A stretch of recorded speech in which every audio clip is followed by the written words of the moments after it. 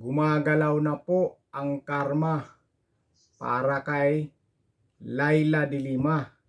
Mukhang hahabulin na po siya ng karma ngayon dahil po dito sa balitang ito.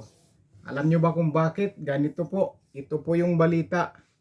Ang sabi po dito, DOJ prosecutors sa kaso ni de Lima nagsumiti ng motion for reconsideration ang Department of Justice DOJ panel of the prosecutors sa Muntinlupa City Trial Court Branch 204 para hilingin baliktarin ang pag-absuelto kay mamamayang liberal representative Laila de Lima at dating aide na si Ronnie Dayan sa illegal drugs case. So ibig sabihin, umapila po ang DOJ na yung decision sa Regional Trial Court sa Muntinlupa na napawalang bisa o hindi guilty si de Lima ay nag-apila ang prosecution na baliktarin ulit ang desisyon. Kung desisyon nila na not guilty si de Lima,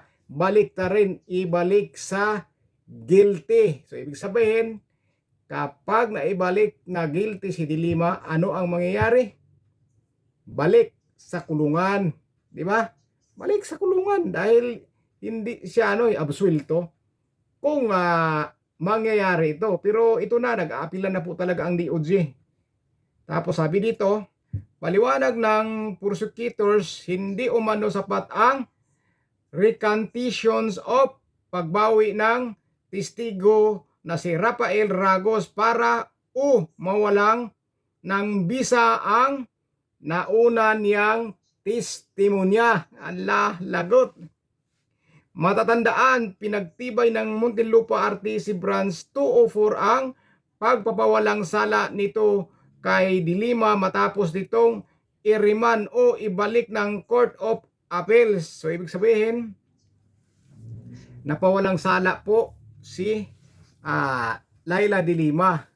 Ngayon, may ginawa po ang DOJ, nag-ano po sila na sana o dapat baliktarin yung desisyon ng Muntinlupa Regional Trial Court. Baliktarin nila ng guilty dahil hindi daw sapat na binawi ng witness yung salaysay niya dahil may una siyang salaysay, di ba? De Lima acquittal pinababaliktad ng DOJ prosecutor sa Muntinlupa RTC. Ayan. Yung kay de Lima na acquittal ay pinababaliktad ngayon ng DOJ prosecutor sa Muntinlupa RTC. So, ibig sabihin, yung pagka-acquittal ni de Lima o napawalang sala ay dapat baliktarin ayon dito sa DOJ prosecutor sa Muntinlupa RTC. Ano to? Di ba? Karma palapit na. Palapit na po ang karma. Ay wala na kang ginawa to kundi magngaw-ngaw lang sa mga Duterte. Hindi pa nga nakaupo dyan sa pwesto niya, panaytira na ng mga Duterte ulit. Hindi mo lang natin malaman kung ano ang mga gagawin nilang mga dyan, yung mga panukalang batas pag siya ay nakaupo. Puro pangahabol nila ni Pipi Sara Duterte at Pangulong Duterte ang kanyang inaatupak. O ngayon, ang nangyari, lumabas itong karma. Hindi pa naman siya na pagdesisyon na ulit dahil pa lang ito, ni-request pa lang ito ng prosecutor sa Muntinlupa Trial Court. Pa lang to, sabaga naghahain sila ng motion para mabaliktad yung pagka-acquittal ni Laila de Lima doon sa kaso na sa drugs case. Ano ngayon?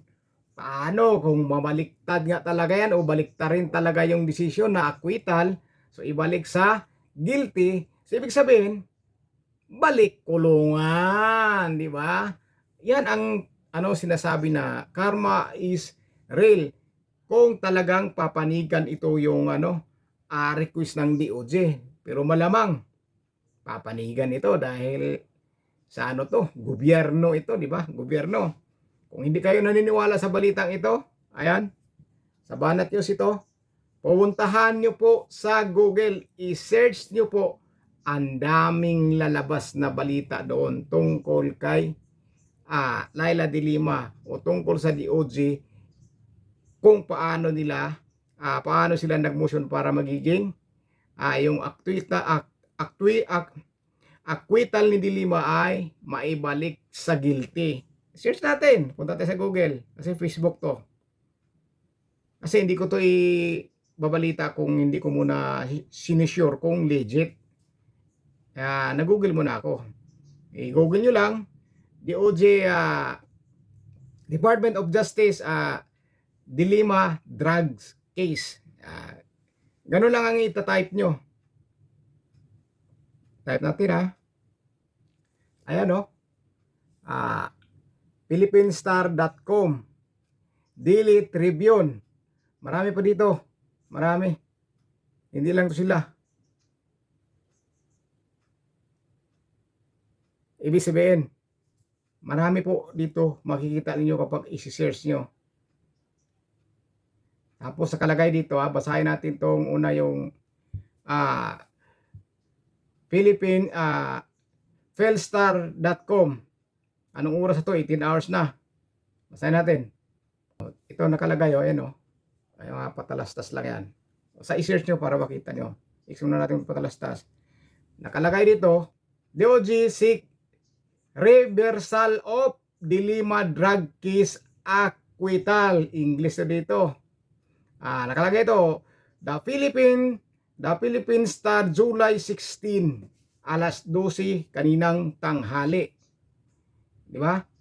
Nakalagay dito, Manila, Philippine State Prosecutor have asked Muntinlupa Court to overturn the acquittal of ML party list Representative Laila de Lima in one of the 3 drugs charges against her. Di ba? Nakalagay po dito, kadugtong, in a 17-page motion for reconsideration, the Department of Justice DOJ panel of the prosecutor note that the Muntinlupa Regional Trial Court branch 204's acquittal of de Lima and her co-accused Rooney Dayan of the conspiring and conducting illegal drug trade in the new Bilibid prison in BP was mainly high on the recantation of the prosecution key witness,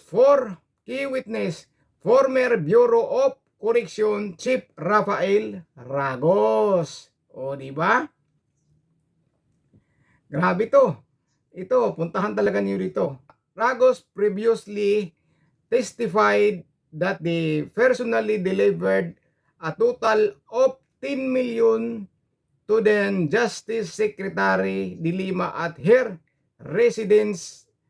The money was supposedly proceed from illegal drugs trading by convict at the NBP.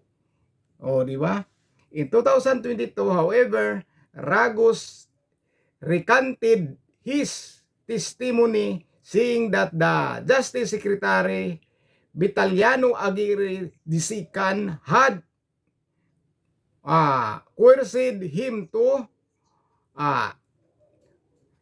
implicate de Lima the illegal drug trade. The DOJ argue Ragos was not able to bitit his original testimony. Hindi daw pwedeng baliwalain yung unang testimonya niya. In the open court, and there are other pieces or evidence on record to prove all the elements of the crime charge, including the role play by both accused in the illegal drugs trading inside the NBP. I said Muntinlupa Court erred in the giving weight to Ragos recantation citing jurisprudence that state recanted testimony is often deemed unreliable compared to an original testimony which was made by witness under oath in the presence of judge and with opportunity to cross-examine. O di ba? Hindi dapat baliwalain yung original na testimonya ni Ragos nung siya ay nagsasalita dahil binawi lang po niya yung mga testimonya niya noon laban kay Laila de Lima. Binawi niya. Kaso hindi daw basta-basta yun mawawala dahil yun ang pinaka-original o pinakaunang testimonya ni Ragos na nakapag-oath po siya. The DOJ further contended that the court failed to disprove to the voluntariness and veracity of the earlier testimony given by Ragos in open court and other venues. It also noted that Ragos gave his original testimony before congressional hearings, plenary investigation, and courts of law where pleads to oath and swore to tell the truth. Ayan. Hindi daw po basta-basta yun mawawala yung pinakauna ng testimonya laban kay Laila de Lima dahil nakapag-oath po siya. Hindi po pwede magsinungaling sa lahat ng mga sasabihin kapag nakapag-oath ka doon sa kamara yata to sa investigasyon. Hindi ka pwede magsisinungaling. Kaya nga iba dyan, sinaside in contempt dahil kapag nakita nagsisinungaling sa mga sinasabi tapos nakapag-oath, pinapakulong ng Senado kaya kamara. Side in contempt ang tawag nun yan.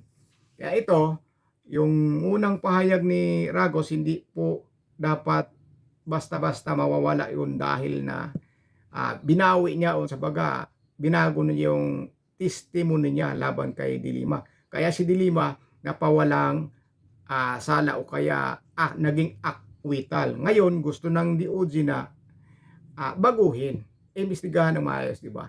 O yan ang sinasabi ko. Ang karma po talaga lalapit na sa isang tao na may ginagawa na hindi maganda. Darating at darating yan at mangyayari na hindi mo po inaasahan. Yan po talaga ang kalalabasan. Pag may kinarama ang isang tao, magulat ka na lang. Kusa na lang yung darating sa iyo. Biglaan. Kaya kayo na po bahala mga kababayan husga kung ano po ang masasabi nyo dito sa balitang ito na pinapabawi ng DOJ yung acquittal na desisyon kay Laila de Lima sa kaso na drugs case.